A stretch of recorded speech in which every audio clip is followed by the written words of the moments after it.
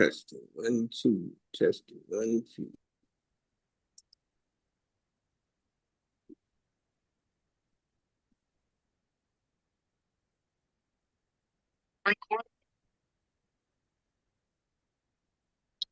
Assalamu alaikum, brother. Peace to God. Peace to the universe. What's going on, brother? Not much, bro. It's been a busy last month, bro. Really had me on my toes. You know, I had Was a that, was that, was that those guilty parties be the devil? no, not at all. Um, I had a my what May is a busy month. It's always a busy month.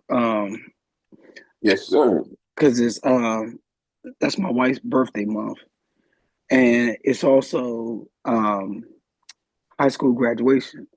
So I had my daughter had high school graduation, she had high school prom, and then we had graduation. We had a graduation party. Um, so every week of the month, weekend of the month was for the most part very interactive, very busy. But Sure. you know, so Congratulations on everything. yeah. So she's we got her um, out of high school and getting ready to prepare her for her next academic matriculation. So Yes, preparing sir. for that. And so pretty proud, some proud moments. That's right. Um, you know, I think outside of um, getting, my son and my daughter, out of high school and off to college. Um, One of the two personal goals that I had set for myself was to be able to buy both of them a vehicle for graduation. Wow. And so I was very proud to have accomplished that. That's that's my two personal goals because as a person growing up without a father and without you know um, any of that um, fatherly stuff, that was always a personal goal Yes, that sir. for whatever vanity that might be. Um, I was Think it's beyond vanity, brother. It's a proud moment because you changed the narrative that was given to you. yeah, yeah. So it's really good to see. Things are in order, brother. Yeah, yeah. So the look on both of their faces, was priceless. Yes, sir. Wow. It's some positive energy and positive message to everyone not to give up and to keep striving, even if you started off, as you alluded to, brother. If you started off with one leg, you can be a triple threat to the Mm-hmm. narratives that we're forced into. Yeah, bro. I it's my wholehearted belief that you have to be your biggest fan, your biggest provider. Always been my personal philosophy. Um, you know, I know that for me, believing in myself was always key, regardless of what my circumstances were all my life. I've always believed in me, and I always know that I'm going to do, I'm going to work, harder than anybody, and my only competition is with me, So, I know if it's on me, you know, I'm gonna see it through. Even when I was on the opposite side of life, um, or the opposite side of, I don't know if you want to say the opposite side of good, but even when I was in the streets, my philosophy always was, I know if I'm going to die out here in these streets, I know it's not going to be because I'm going to take a bullet to the back. I know it's going to be because they said I had to shoot him, I had to kill him because he wouldn't stop coming. Amen, brother. Amen.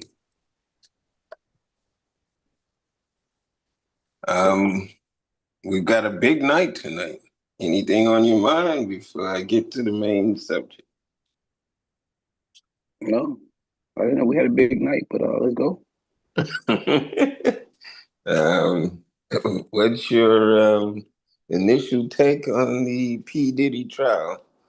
I think the only thing more newsworthy, in my opinion, at least, is the feud between Elon Musk and the now President Donald Trump. But before I get your take on this, or any of these situations, particularly from a mental health standpoint, I think let's play the disclaimer and welcome our audience. You are listening to Black Mental Health and Race. I am your host, MF Doug AF, and my co-host is Dr. Moore. We'll be right back after this small disclaimer. Hold on. Jeez, got the wrong phone. We try to come on at least once a month. If you'd like to leave a message, the number here is 929-214-0543. That is my personal number. So do try to be at least friendly in any messages that you leave. Not that I'm expecting any calls, Dr. Moore. This is the what do they call that? The slow bus in terms of popularity. Because we talk about mental health and we talk about it in connection to race, and I think that's what the Diddy trial brings up to me. And I know there's going to be a lot of people, oh, this has nothing to do with race. But I think it has a lot to do with race. Let me just find my disclaimer on my other phone, and then we can get right into it. I thank you for coming on, Dr. Moore. I know your time is valuable, and you're a very busy man. So it's appreciated to have any insight that you can get. Hold on one second while I play the disclaimer. Disclaimer, warning, the content will examine phenomena that some would find offensive, inappropriate, insensitive and triggering. This content neither suggests, nor implies, medical, or any other professional advice. This is a light-hearted discussion of a comedian and his therapist friend engaged in hypothetical conversation on Black mental health and race. In no way are the following views and content associated, or affiliated, with this, or any other, platform that this podcast may be accessed. All information and opinion are independent expression of free speech that a reasonable person may freely consider adapting or opposing in their own paradigm. Yes, sir. Welcome back, brother. I'll give you a little time to gather your thoughts. I know we go dead stick. We don't rehearse the show. It's just two black men in a conversation. It used to be private, but we thought it might be helpful, insightful to some people out in the universe, that someone is talking about things from a different perspective than what's given to us. Your thoughts so far on either the two main topics that I wanted to bring up? Um, That's Trump and Elon Musk beef and the Diddy trials so far. well, I know you honestly, don't get into stuff like that, but it's got to be on everybody's mind in the United States, at least. no, it's not. It's not. I Yeah, mean, remember, you're not normal, sir. okay, I'm not normal. Okay, No, okay, sir. okay, okay. since since you stopped eating Franks, you haven't been the same. In a good way, brother. Okay, I'll take your word. I'll take your word some for it. some switch came on, and you haven't been the same since, but in a good way. You are overachiever, boy. Okay, I'll take that. Yeah, because I just think that I know I don't have time in my life to pay much attention to what Diddy has going on, because I mean it's not going to make me any money. So was not making me any money. So Yes, sir. I mind the business that pays me, and that business don't pay me. And Brother. Salam you know, We and ain't got time for that, brother. right now, I mean, and out of the two, I mean, if I had to pay some attention, I probably would pay more attention to Trump and Elon Musk, um, because that kind of does affect me indirectly. But honestly, while I've heard about the Elon Musk Trump um, debacle, I don't know how much of that is legitimate, right? And so, and I haven't probed into that. But if we're gonna speak if I'm gonna speak from a mental health Right, perspective, which is what we need right now. We need somebody to talk with some sanity. Go ahead. it has always been my prediction, since Trump won and since Elon Musk and Trump had this relationship, I have always predicted that a fallout was going to ensue, right? And I say that I predicted that based on um, their mental health status. I don't know that either one of them have been diagnosed with narcissistic personality, but both of them demonstrate narcissistic personality traits or symptoms. And so if in fact that is the case, it would make it very difficult for them to be in a healthy relationship, right?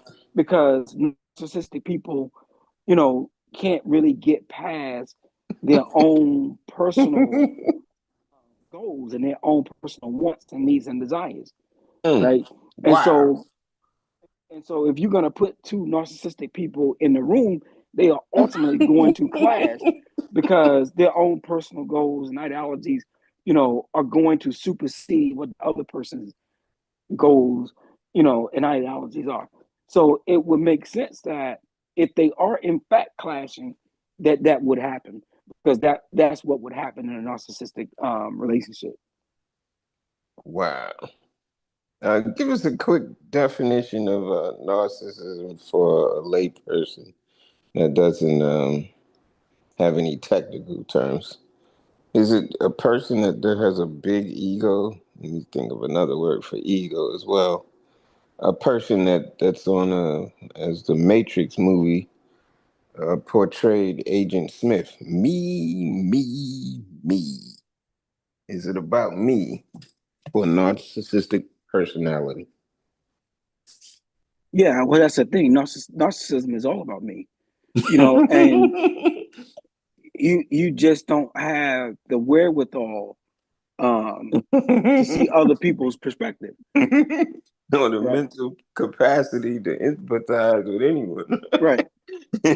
Right. Because your wants and needs supersedes anyone else's. Wow. And you don't have the wherewithal to know that that's problematic. You think that that's the way that you're supposed to function. And that everyone is that way, right? Well, I don't know that you think that everyone is that way because you don't really care about everyone. You only care about you. I mean, how do they rationalize it being normal in their own head, But though? they don't have to rationalize. They don't rationalize because it's not rational. So Wow. and because they're not looking at anyone's else perspective. The only perspective they care about is their own. Wow. So for them, if for them to think about someone else's point of view would take away from them. Right. And their importance, or the warped sense of importance they attribute to themselves. Right. So they would not be a narcissist if they could see other people's perspective. Wow. How does that narcissism make you more inclined or likely to get into some criminal behavior? Well, easily because if you are thinking only about you, it's easy for you to take advantage of other people. Right? So you robbing a bank or you taking from someone else has nothing to do with how other people are being impacted by what you're doing. Wow. That makes a lot of sense, brother. Once again, to the audience that may be triggered by conversations like these are pretty intense conversations, pretty controversial conversations. One of the things that there was a professional clinical psychologist that was testifying in the Diddy trial as to the mental state of a person that has been traumatized through the alleged sex trafficking. And one of the caveats or warnings that she had to give, even to give her professional experience, was that she didn't diagnose Miss Ventura, and she can only give her expert opinion as to someone that may have been experiencing post-traumatic trauma. Am I saying that right? Post-traumatic stress disorder? Mm-hmm. Yeah. Well, So, yeah. go ahead. No, that's it. PTSD, post traumatic stress disorder. Yeah. So, in terms of Trump and Elon Musk, it's not that we are evaluating anybody. We don't know enough about them personally. As you always tell us, Dr. Moore, you would need more time to sit with a person one-on-one. But what you can tell us is from the clinical studies that you've done and the case studies that you've had to prepare you to get the licensing, what a person might do who has those personality traits or behaviors. Did I explain it right in terms of a novice?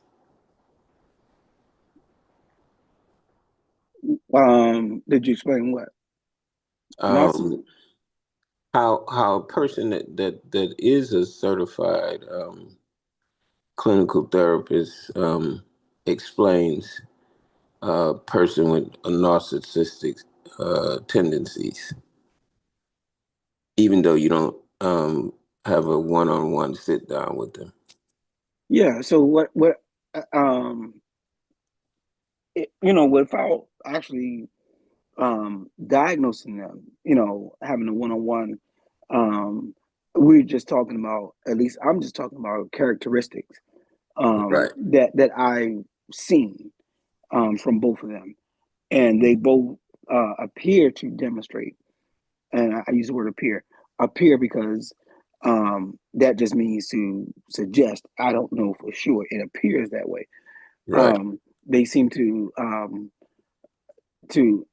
appear to demonstrate narcissistic characteristics, and that just means them being selfish, lack of empathy, and what I mean by lack of empathy, for example, Elon Musk coming in, having not been officially elected to anything, and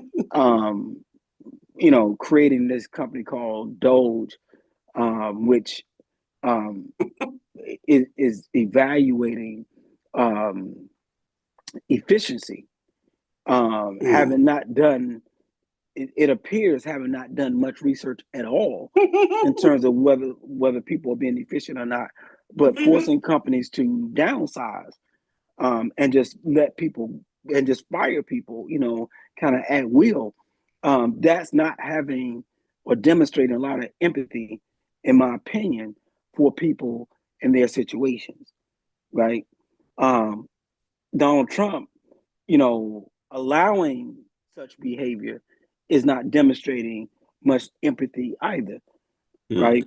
And so when you have people that are only looking out for themselves, where while Elon Musk is forcing companies to fire people and let people go and downsize, he's receiving enormous billion-dollar contracts, right?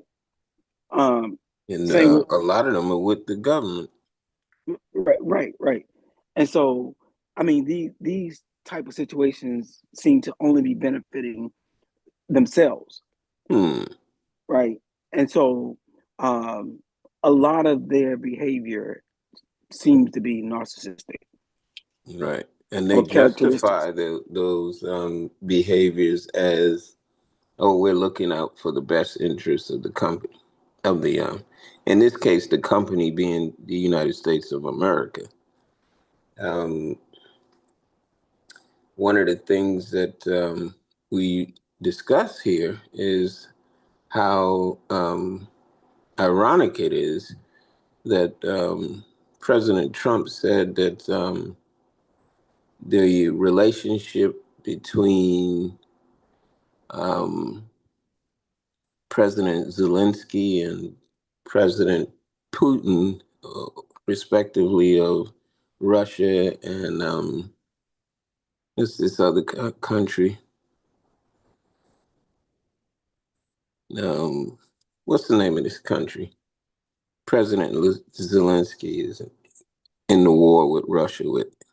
It'll come to me in a second. But Um, it just shows how much. you mean the Ukraine?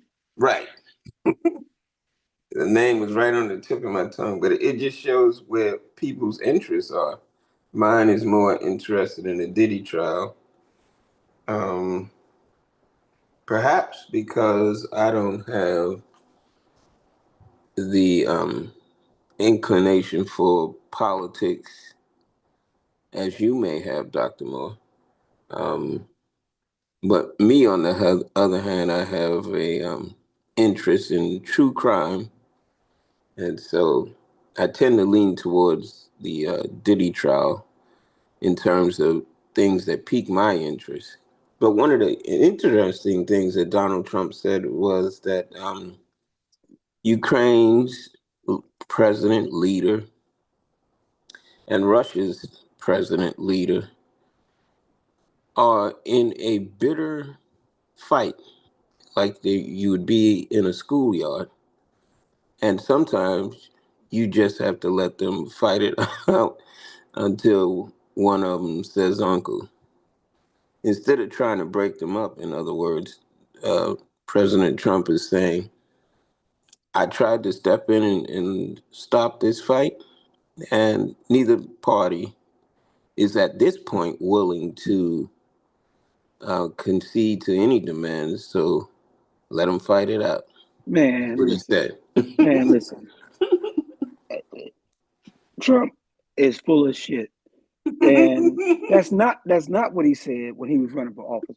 What he said when he was running for office, if I was the president, this stuff would not be happening. If I was the president, I would these things would be resolved in one day. These things would be resolved in 24 hours. Biden is incompetent. I can do this. I can do this. I'm the greatest negotiator. I'm the greatest X, Y, and Z. And under his watch, there were no wars. There were no talks of wars. You know, he could handle, you know, all these people. He would come in and he would negotiate. He would negotiate. He had negotiated nothing except for his own personal benefit. I think the tariffs he is supposed to implement has backfired on him also. But the super intelligent so-called Elon Musk relationship has soured, and we're not even out of the first year of the presidency. One other thing I'll mention about President Trump, and I try to stay away from politics, but one other thing that was interesting is someone just written a book, just has written a book. Let me see if I can find it. I think it's about sinners, or it's the abstract from it is the relationship of Joe Biden in the presidential office. A lot of people have stated that he was a lot worse off than the American public knew in terms of his capacity to continue the last year of being the president of the United States. But I bring it up to say that, not to promote the book in itself, but the fact that there was a capable Black woman that was serving as his vice president.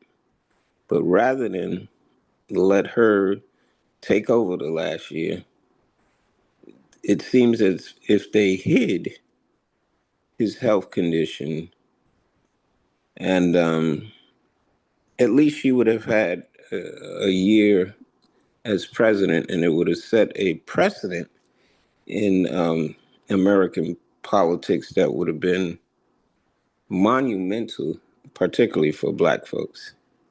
Your thoughts? Well, my thoughts are, I don't know who this person is. He sounds like an opportunist to me. You know, I don't know how he got so much insight on Biden's health issues. I don't know what Biden's health issues are, so I can't speak to that. I don't even know what credibility this person who wrote this book, I don't know what credibility he has in terms of what he's talking about.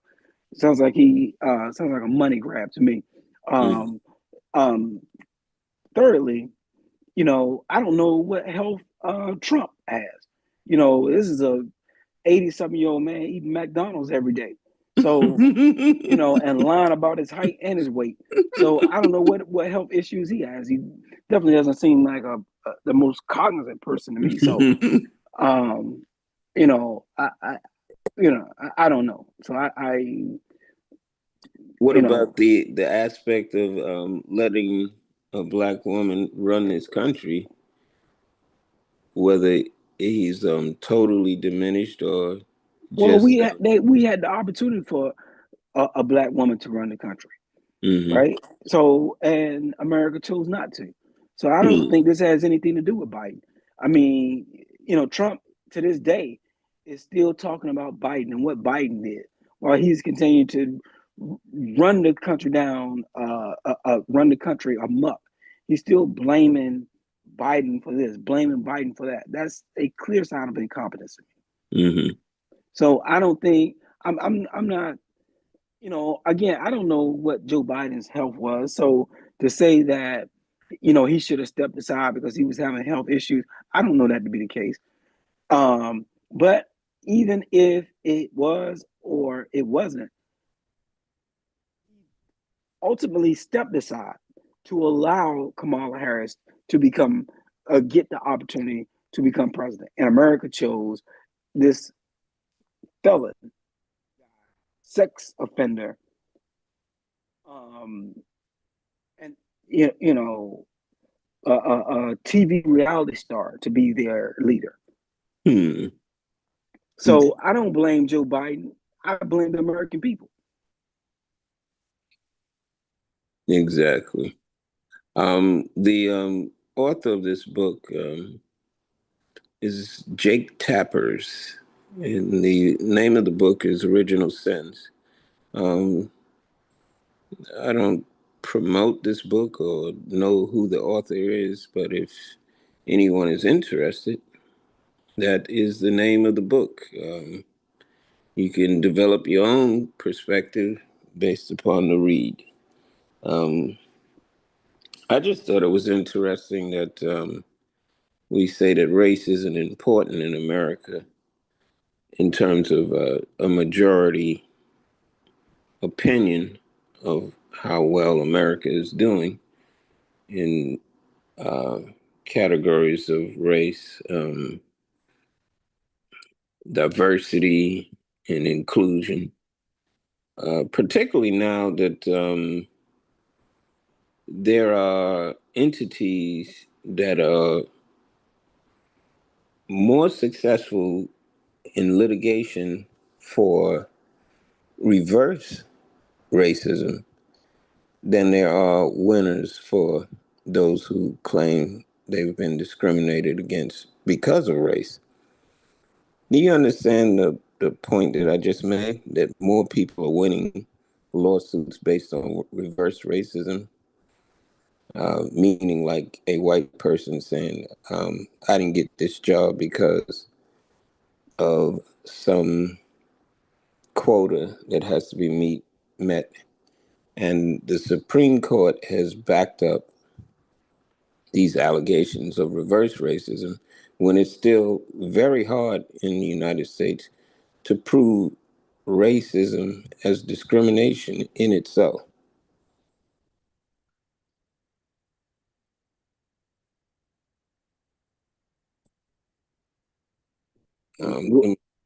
What? What?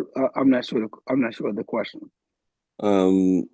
It's saying that there are among the newest cases of racism, reverse racism has more of a chance for success, particularly under this presidency, than times before, where it was so difficult for people who would charge discrimination in terms of race actually winning a litigation.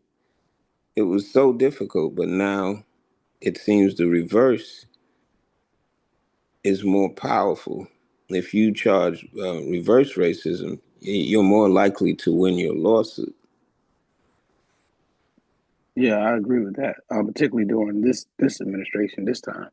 I mean, they're doing is, I feel like, is rolling back the hands of time, and and saying, "Oh, you poor white folks, you've been done so bad. We want to give you all back.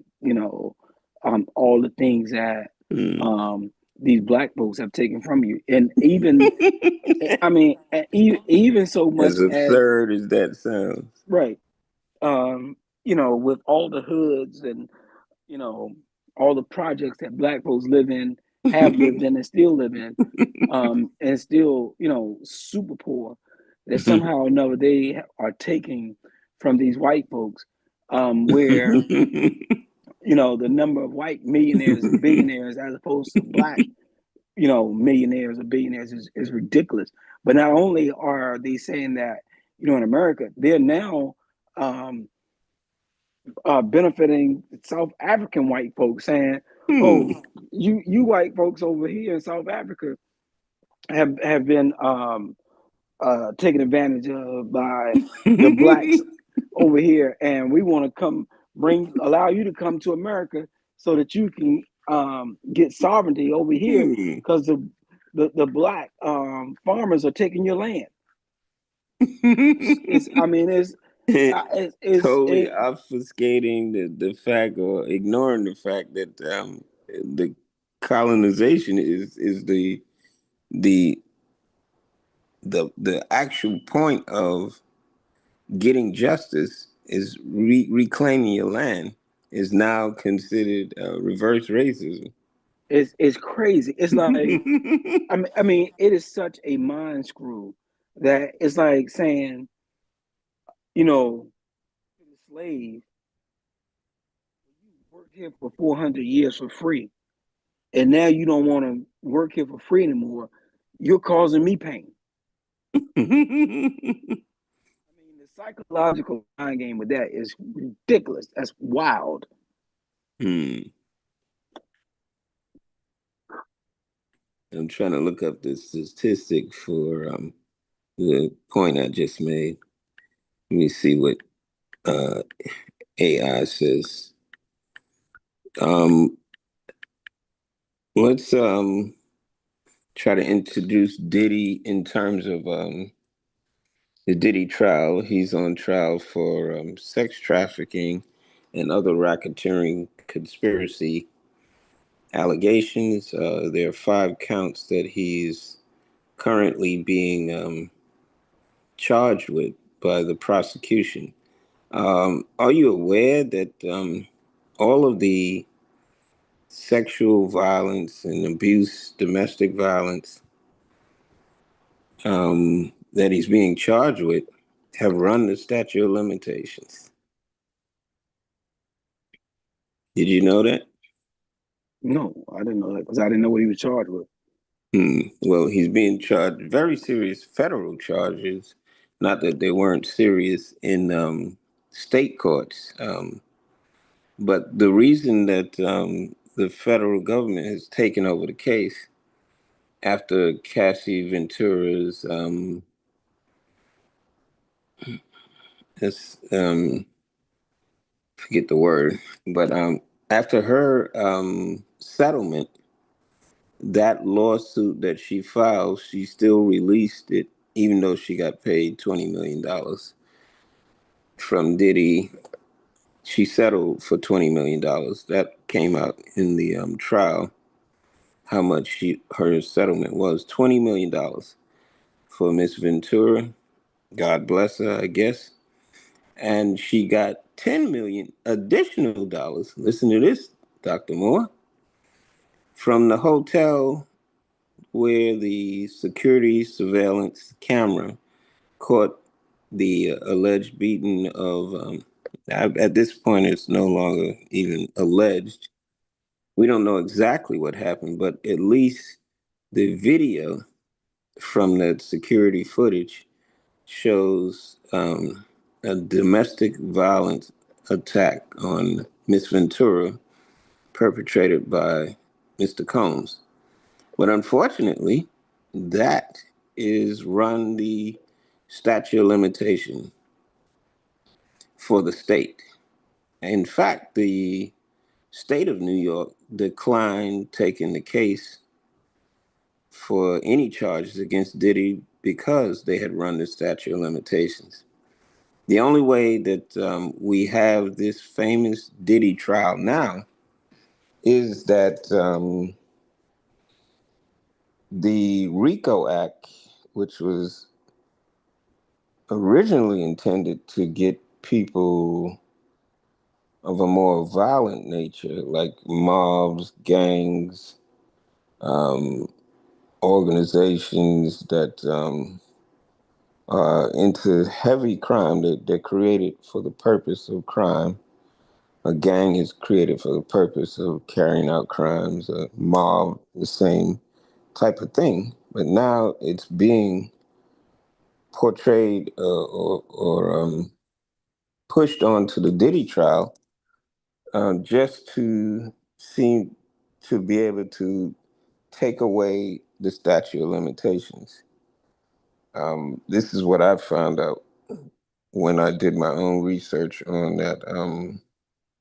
Why is he on trial? Well, we all know why he's on trial, at least the way the media portrays it. But let me read this quickly. The assertion that it is now more likely to win litigation for reverse racism claims of discrimination against majority groups than for traditional racial discrimination claims by minority groups is false. No, they're saying that my opinion is false, particularly within the UK. Well, I didn't say the UK, I said the US. Let me see if I could change that. What are your thoughts on um,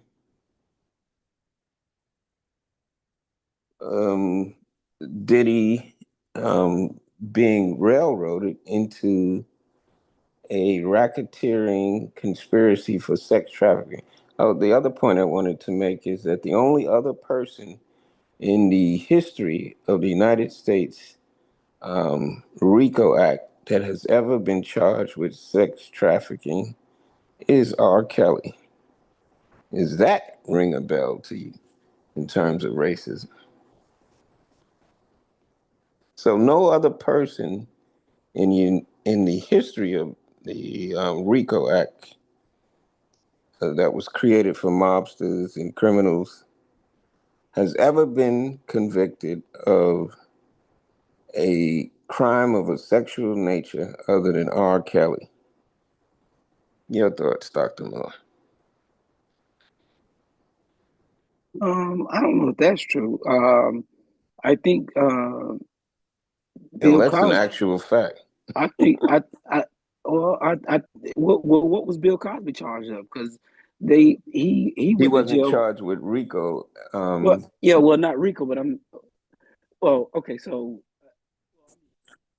but you're sexual. correct that sexual misconduct or sexual abuse was a charge for Bill Cosby, but making sexual improprieties or sexual crimes a racketeering, just to clarify, a racketeering criminal charge is the only two that have ever been charged with it are now Diddy and R. Kelly. And R. Kelly lost his trial, so he's the only one convicted of it. But it's interesting that only two black men have ever been charged with that, and no other person in the history of the United States since the 1970s, I think, when RICO was enacted, has ever been charged with sexual improprieties as a racketeering gang Yeah, type of situation. So, in essence, what they're saying, I don't mean to bore you, Dr. Moore, they're saying that Bad Boys Entertainment and Sean um, Combs Enterprises and any of his affiliates, including Ciroc, are engaged in a business for the purposes of furthering Diddy's sexual trafficking criminal enterprise. Does that make sense to you? Maybe it's just too sophisticated for the average person, but I'm into law, so that's why I say yeah. I be honest with you, I'm not it. right, and so I In other you words, they're saying that Bad Boys Entertainment is after 2008, which is when Cassie's um, allegations start to arise. 2008 to 2018, that's a 10-year period. They're saying that Bad Boys Entertainment and all of Diddy's companies were only so, in use to further his sex trafficking gang or whatever affiliates, associates. Does that make sense to you from a layperson listening to the law? I mean I don't know. I mean because I don't. I mean Understood. I don't. know if that's what they were doing. I mean, if you ask me, do I believe that that's what they were doing? I would probably say no. But even if I'm saying no, I'm not saying no from an intelligent perspective. Gotcha. I'm more saying no from um a lack of knowledge or ignorant Understood. perspective, right? Because I don't know anything about Bad Boy. I never really followed Bad Boy, so I don't know if they were producing music, producing artists. I think they were, but I'm not sure the time frame, right? I'm not sure what that window looks like. So I haven't been following the trial because and then too I've never been a Diddy fan, right? All right. So what's happening to him? Do I feel like he was targeted? Yes, I feel like he was targeted. Just like I feel like Shannon Sharp was targeted. We're gonna I talk about that too briefly. but in my opinion, if you want to talk about sex trafficking and you know, what looks like sex trafficking to me, I didn't see anything like a lot of this Cassie stuff. Like I never really knew Cassie, right? Me Um, either. and I don't know of a history of Diddy and Bad Boy, or it being known. Maybe in the underworld, it was known that they had a lot of women. I don't know. That wasn't something that was, in my opinion, on public display. So I don't Exactly. know that. Right now, if you are trying to make a conversation piece about whether or not it's racial, I could only make it racial in if I had to compare, then I would, based on what you're saying, Diddy and Bad Boy, I could compare it probably to Hugh Hefner and Playboy, right? I think that um, if sex trafficking was a thing, and He if would if should have surely been the first person charged with it. right, and if we want to talk about a slew of women and all that, I could definitely say you could say Hugh Hefner and Playboy. You Hmm. know, it looked like from that perspective to me. Um, Young girls. yeah, The only other thing that toll means puts aside. So the only other thing that puts aside the statute of limitations is I think it's USC section 1962-D of the RICO Act, and that is for underage or minors. In Diddy's case, that is not even the accounts that are alleged by the federal government, but they were in the R. Kelly's case. I have less sympathy for R. Kelly, but for Diddy, and not that I'm a big Diddy music fan, I'm not even a big fan of rap in itself, but to say that his organizations or his activities were to further a criminal sexual enterprise is a bunch of BS to me. But let me read this and I'll let you gather your thoughts, Dr. Moore. In the United States, the claim that it's more likely to win litigation for reverse racism, i.e., claims of discrimination by white individuals or more men alleging bias in favor of minorities or women, than to win traditional race discrimination case by people of color alleging racism, is increasingly, which it affirms my point, is increasingly closer to true in narrow context, but not categorically true. So, what I was saying to the audience was that you're more likely to win a reverse racism case in the United States now, particularly under leadership and politics of Make hold on America. 1 second, bro. Yes, Hold on. go right ahead. Yeah, so you're more likely to win a reverse racism case under the type of leadership that has come to power in the Republican Party now than when racism under Title VII of the Civil Rights Act of 1964, which gave us the right to sue for racial discrimination. You're more likely to win a reverse racism case now than the actual civil rights law enacted for us in 1964. And with that being said, my point about Diddy and about R. Kelly is that sexual trafficking is not a big criminal things criminals elect to do for a myriad of reasons. Well, one being that it is not as lucrative as other crimes, like bank robbery, extortion, construction, just taking over strong arming corporate entities to skim off the top, money laundering, drug dealing. Those things are more lucrative. Very few people get into sex trafficking as a business model to further a criminal enterprise. So that was my point.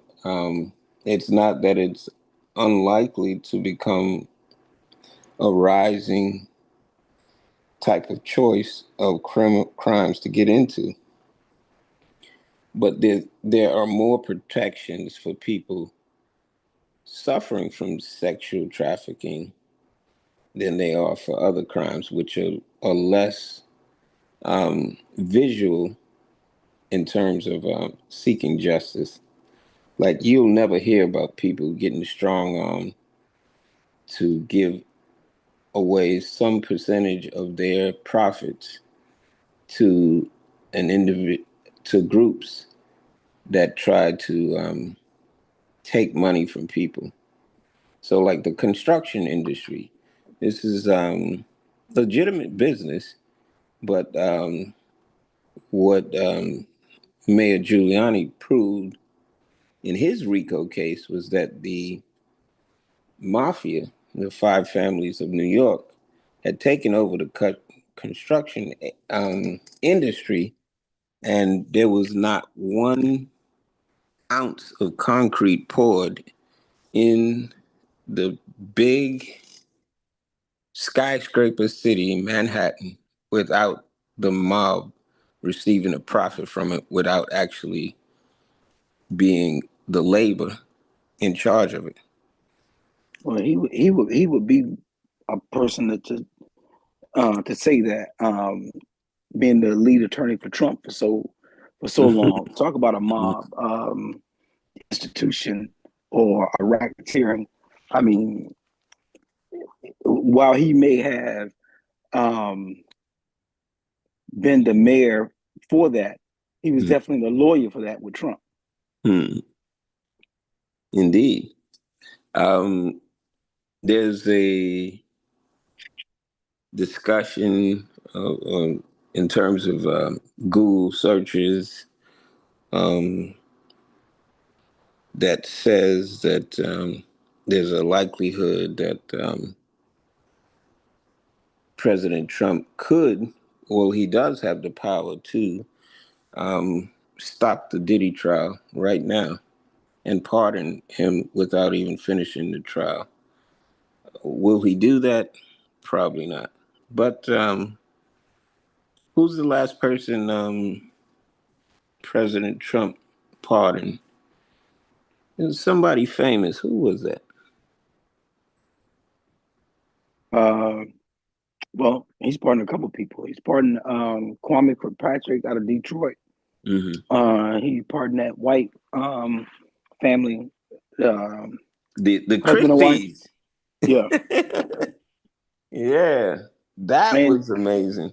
he even has They have over like $30 million, I think, that they stole from the government or somebody.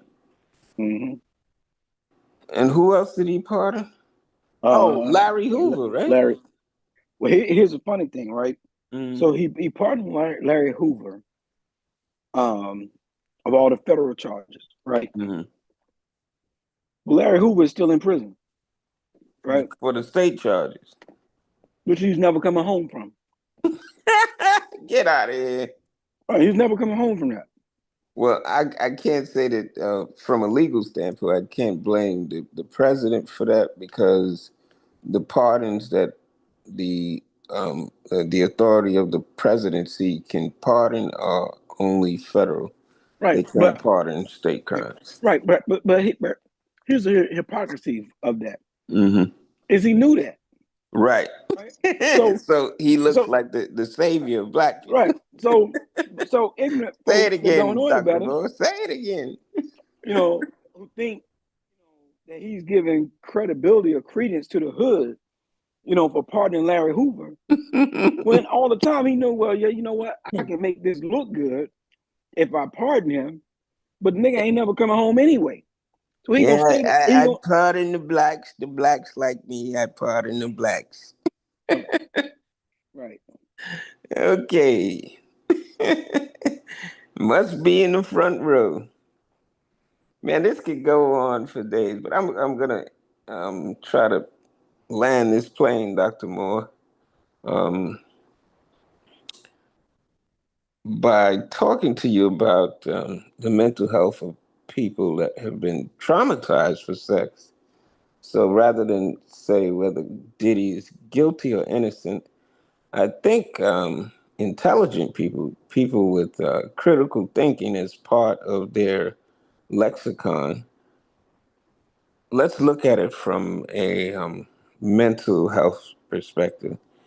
Um, Now, I know you don't have much concentration in sexual abuse, Dr. Moore, but you do have a concentration in depression in black men. Is that correct? Well, I'm not a sex therapist, right? But what Right. I am, but Is what I'm trying to say. I, But you do but study trauma in right, but I don't know that sex therapy has much to do with trauma. mhm, So what I will say is this: is I have worked extensively with um, uh, people of sexual abuse, right. right? And so what I will say in terms of, I don't know about Diddy and Cassie sexual history Mm, outside of one another. mm, What I will say, like what I said with Trump and Elon Musk, it appears, no, because I haven't diagnosed either one right. of them, but it appears that there was sexual trauma prior to them two meeting one another individually. Hmm. I'm saying it appears that way. I don't know it to be so, but it appears that way, right? Because here's the thing about sexual trauma. With sexual abusers is not something that could be fixed, right? So when someone is sexually abused, particularly at a particular age, what happens, and what I say at a particular age, meaning um, sexual abuse before the age of 18. Mm-hmm. If you are sexually abused before the age of 18, it is going to warp your way of viewing sex. Hmm. You're not going to ever see sex like a person who wasn't sexually abused. Right. Your mind is not going to be able to do that Right. because your first experience with sex was traumatizing and was abusive. Hmm. So that's going to always impact the way that you see sex and have sex and be you're going to constantly need treatment for that, right? And so that's why when it comes to child abuse and things like that, child abused people have been child abused, right? And that's and because chemically in their head something happened to them that distorts the way that they see sex and think about sex and have sex, right? And so and you can't change that. And that's why they have to be registered and all the rest of those things. If a person sexually abuse or abuse a child, that person will always and forever be a child abuser. And that person shouldn't ever be allowed to be around children because that attraction that they have for a child will always be there. Wow. Which is why I don't have any sympathy for R. Kelly, but I also don't think that his musical talent was only for the furtherance of sexual trafficking.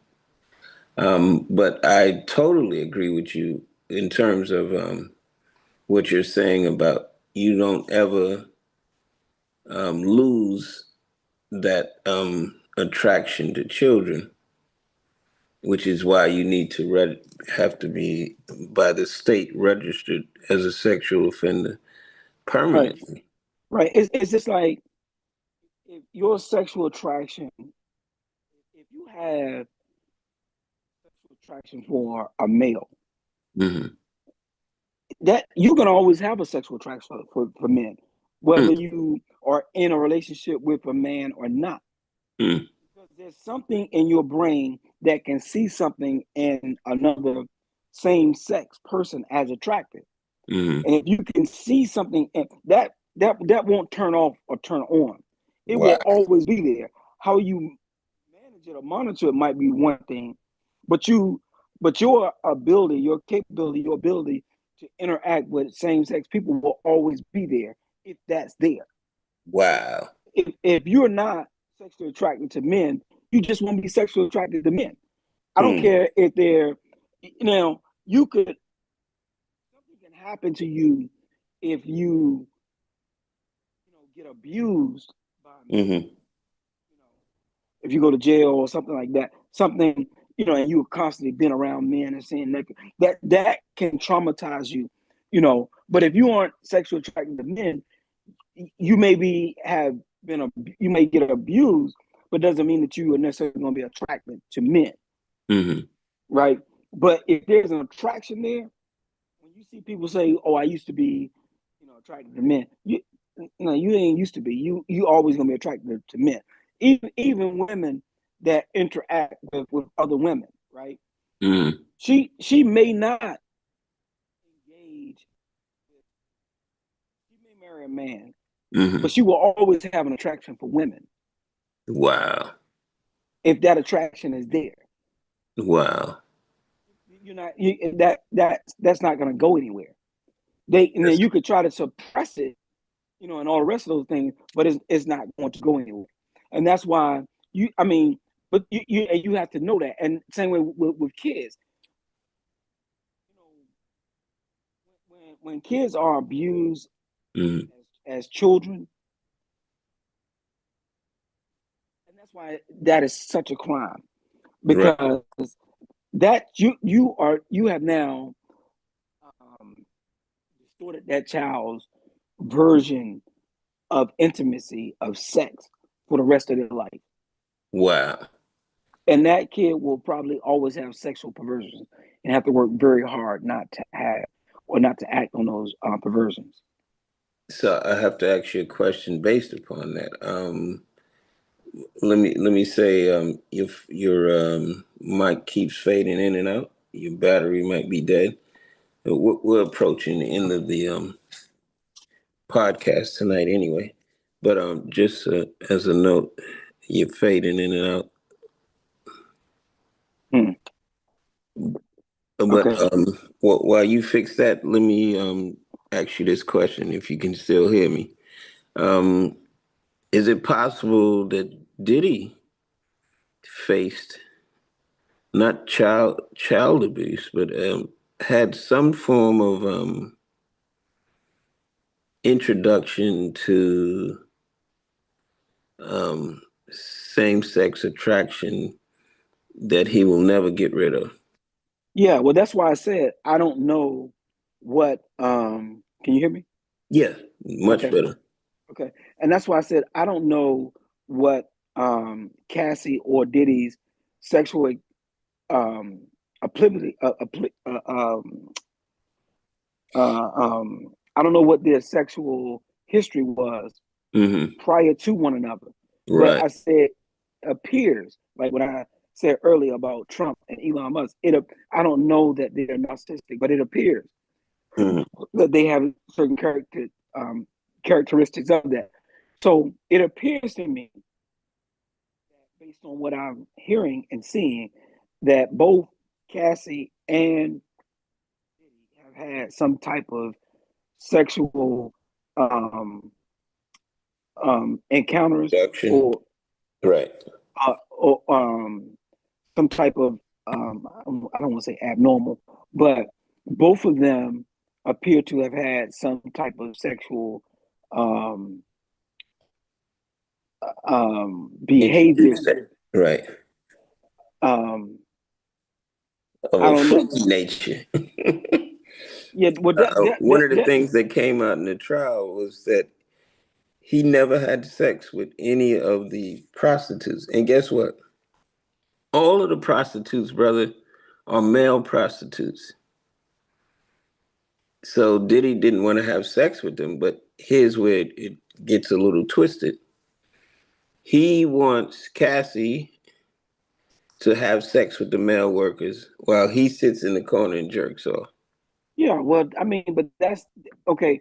But that's actually a sexual thing, Right. right? It's normal, actually. I don't Not know if not normal in the sense of regular heterosexual sex, but in the kink community, this is called a cuckold. absolutely. So, and again, it appears that both of them have been exposed to, you know, some sexual um, behaviors, Before they some type, encountered each other, right? right, some type of kinky encounters, or at least have been interested in that. Because here's the thing that if that's not your thing, it's not your You won't thing. engage in it. If that's not your thing, it's not your thing, right? Mm. So, you know, if you run into a person that you really like, you date a person that you really like, and they have some sexual proclivities or whatever, and they want to engage, if that's not your thing, you could be somebody and say, well, I'll try anything once, I'll try anything twice. But there are some things you ain't gonna try ever, Right. right? You know, but if you are, and so what I'm saying is, Cassie, in my opinion, must have had some interest, some desires, you know, of some sort to say, well, I will at least try it. Hmm. No, I haven't done this, but I will at least try it. Right. You Now, know, what Bill Maher was saying is that once you engage in something and you don't like it, you'll never return to it willingly, constantly, um, like several times a year doing it. I agree with that wholeheartedly. And Right. so and so the fact Which is that why I had a problem with their professional CBT expert, the prosecution expert, saying that all of the activities, including the willingness to engage in freak offs by Miss Ventura, had to have been because of trauma. So that was the question I wanted to ask you. And I thought she was in error because it's not just trauma that's making her do that. Maybe she had some introduction to some unusual sexual activities before even meeting Diddy. And the same for Diddy. He had some introductions to sexual activities. Yeah, and I can only assume, but even if they did, there was something about that they liked, and that's why they Right. went back. That's And and that's and the point. even if they weren't sure, there was enough interest for them to not do it soberly, Right. right? But to induce themselves with something that would allow them to engage in the behavior that they probably would not normally engage in. So they allowed themselves, you know, to to um to get high, you know, enough for them to do things that they normally wouldn't do. It's almost like a person, right, that wants to talk to a girl but doesn't have the courage, so he drinks, Mm-hmm. you know, a drink, and then all of a sudden he's courageous enough to do it, or she's, courageous enough to do it. They Right. don't know. They don't normally do it, without. Sobriety. But with sobriety, they will engage in those behaviors, and it Right. appears to me that that's what they did. Right. Which is not criminal at all, much less racketeering conspiracy, which was my point. But um, let me end on a lighter note, Dr. Moore. Um, Let me open up this Jabari window again. Every time I open, he gonna say something. But I haven't been able to have sex in a long time, brother. Long time. Long time. But are you telling me, according to the allegations that these witnesses are making for the prosecution, that you can have sex for 24 hours with nonstop? What type of drugs are these, brother? Oh yeah, that's absolutely true. I can't even fathom that. How's that? What are these drugs doing to you that make you, they say 4 and 5 day freak offs? Yep, I'm like, that's impossible. it's not. It's not. Well, It's I not. learned something new, brother. Yeah, I may yeah, need to get my hands on some of these. Get back into the game. yeah, yeah. Well, there's absolutely enough. There's enough things out there now that you can take that will keep you um Going for um 24 hours. yeah, longer than 24 hours. Yep. That is crazy to me, Yep. brother. I It, I couldn't believe it. no, it's real. It's really real. Particularly if you're in the lifestyle, Mm-hmm. there are things that you can take um that will keep you going um for days at a time. Hmm. It's almost kind of like it's almost like a chemical imbalance. It's like bipolar, right? Bipolar Yeah. has manic stages, and the Mm-hmm. manic stages are up and down. But Mm-hmm. when you're in um, a manic stage, Mm-hmm. you could have sex for 3 4 days, 3 to 5 days straight in a manic state. Well, what is this, the up and down intercourse for 24 hours or more that I'm used to seeing? I'm trying to imagine. I'm in and out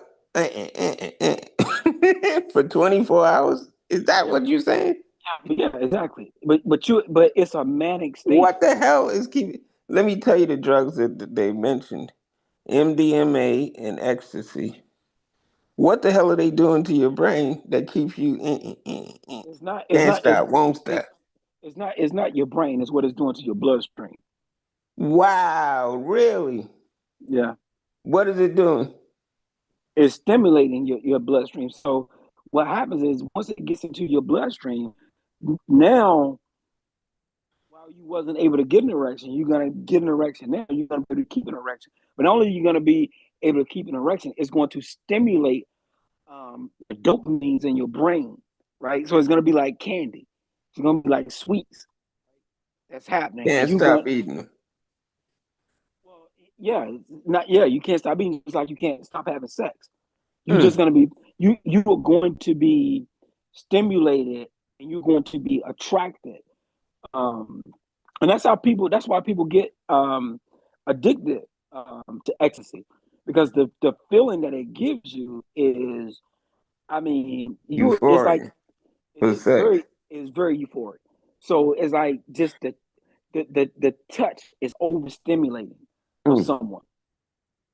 So let's say you go to a swingers party or something like that, and Mm. you on ecstasy, yeah, you could be in a wild sexual orgy, and you could be in that as what, and particularly if you're taking that, if you're taking it over and over and over, yeah, you could be in that euphoric state for days. Absolutely. So would that type of addiction be what is that called? Would that be more impulsive than coercion, force? No, man. So no, it's not. I, I, I don't know coercion or force. I'm Co- trying to understand the context of that. coercion is force. It So means the like, so the first so the first time somebody might coerce you to do it, mhm, but after they coerce you to do it, you're gonna be so stimulated that you don't by gonna need it because you know the second charge that they're you're trying going to you know charge him that with. you're going to want to need it. Right, You're going to want it. right, and which brings me to the second point of what they're trying to charge him with. They're saying that he's the big kingpin. I'm like, how could he be a kingpin of drugs and he has no rivalries? As many times as people are putting their life on the line to sell drugs, how come he's this big drug dealer, sex trafficker, and he has no rivals? Well, that's different. Do Ecstasy is you different. know of any criminal organization that sells MDMA that don't have territories or enemies? Well, I think I if you mean, want, just looking at it from a legal, logical standpoint, have you ever heard of that yeah, nonsense? I think you're looking at it. I think you're looking at it differently, right? If you can't look at it like it's a different type of drug. Mm-hmm. It's not like so the customers are different. The Mm-hmm. customers are not going to be like people that, because it's a different type of high. Mm-hmm. It's not a high that's going to make you go out and steal or anything like that to get that drug. It's Mm-hmm. not that it's not that type of high, right? So you're not going to necessarily, you could be a drug dealer on the corner, and ecstasy might be something you sell in addition to that, but ecstasy is more going to be for the hustler as opposed to the user. Wow.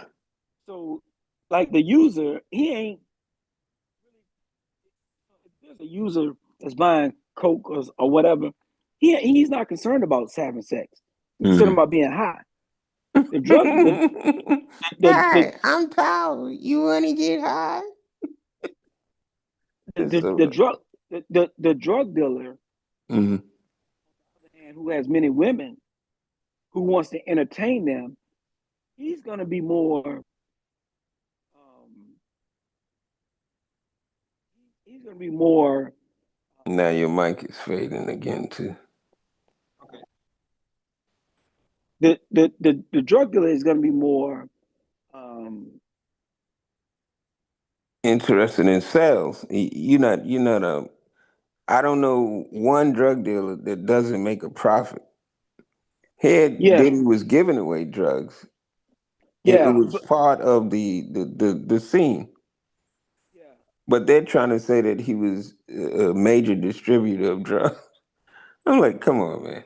I can believe a lot. I give you a lot of leeway in terms of legal jargon, but this is what I'm not going to believe, that the record label was distributing drugs Well, for the purposes of furthering a yeah. sexual enterprise. What that's well. See,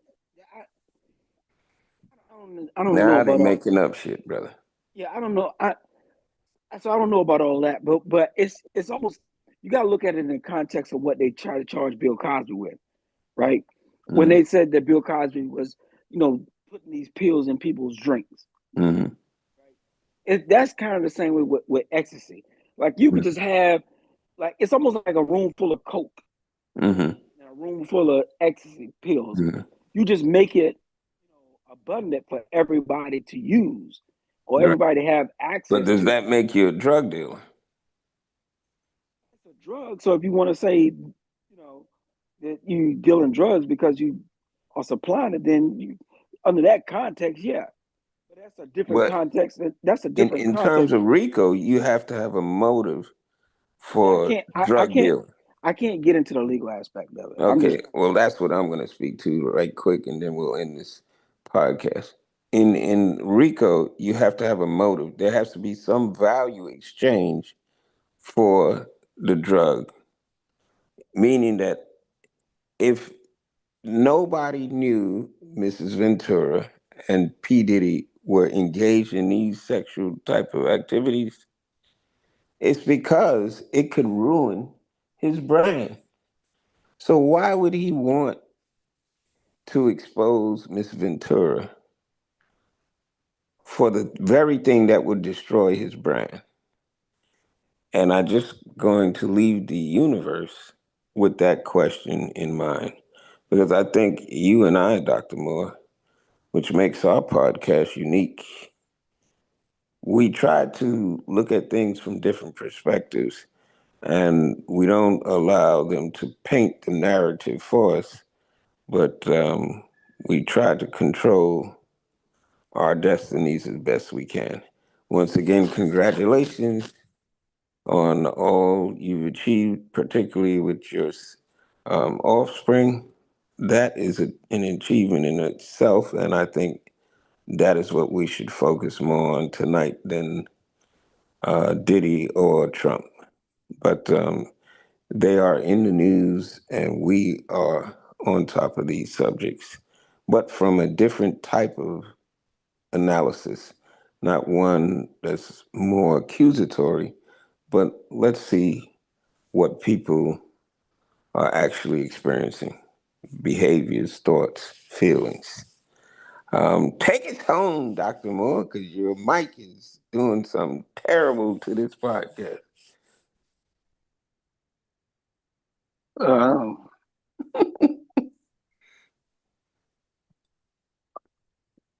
um, yeah. Yes, I don't have anything prolific to say. You know how I feel about that. Take it home piece. Because Mhm. I'm not trying to convince anybody of anything. Yes, sir. For those that listen, you know, Respectfully. um, thanks for listening.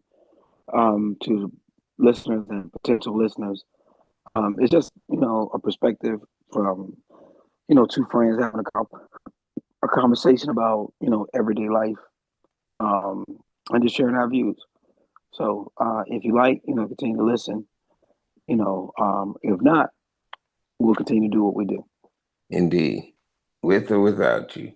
Yep. The number here, if you'd like to leave a comment, a text would be nice. Don't try to call me, but the personal number is 929-214-0543. You can text me, and your name will be held anonymous unless you give me to consent to use a pseudonym or your real name. But we'd like to hear your thoughts on subjects like these, your perspectives, and can you think independently of what the media puts out into the universe? We are giving you a chance to develop your own logical conclusions. And we thank you for listening. 929-214-0543. 929-214-0543. Leave us a text. Once again, thank you, Dr. Moore. This is MF Doug AF. My co-host is Dr. Moore. Assalamu alaikum. Peace to the God. Peace to the universe. Call you right back, Dr. Moore.